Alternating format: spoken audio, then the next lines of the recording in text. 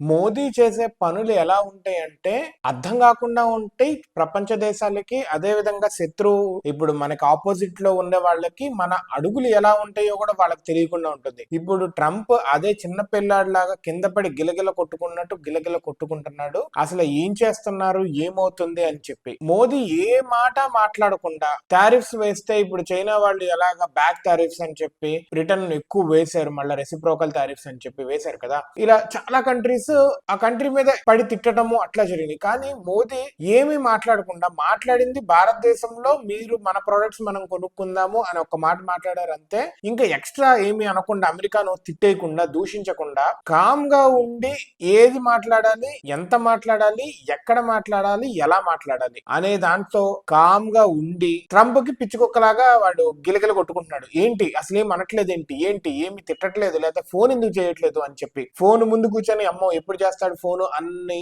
ఎదురు చూస్తా ఉన్న ట్రంప్ మోదీ ఫోన్ కాదు కదా చేసే చేష్టల ద్వారా అమ్మో అనిపిస్తుంది. ఏమైంది, మోదీ టారిఫ్ అనౌన్స్ చేసిన తర్వాతే రష్యాతో డీల్ కుదురుతుంది. అంటే రష్యాకు వెళ్లి రష్యాతో మాట్లాడుతున్నారు.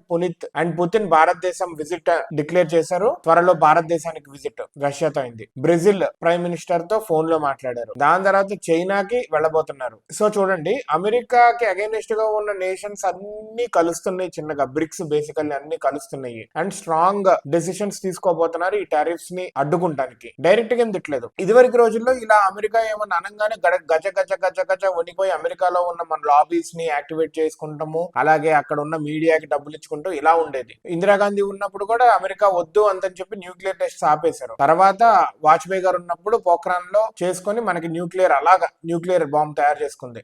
ఇట్లా మోదీ ఏమో ఫుల్ గా ఒక క్లారిటీగా ఒక మెచ్యూర్డ్ లీడర్ లాగా ప్రవర్తిస్తుంటే, ఇటు పక్క ట్రంప్ ఏమో ఇమ్మెచ్యూర్డ్ లీడర్ గా, పరిపక్వత లేని ఒక లీడర్ గా ఉండి అందరి దగ్గర దొబ్బులు తింటున్నాడు ఒక పక్క. ఇంకో పక్క మనసులో అందరు నవ్వుకుంటా ఉన్నారు వీడికి తిక్క బాగా కుదిరిందని.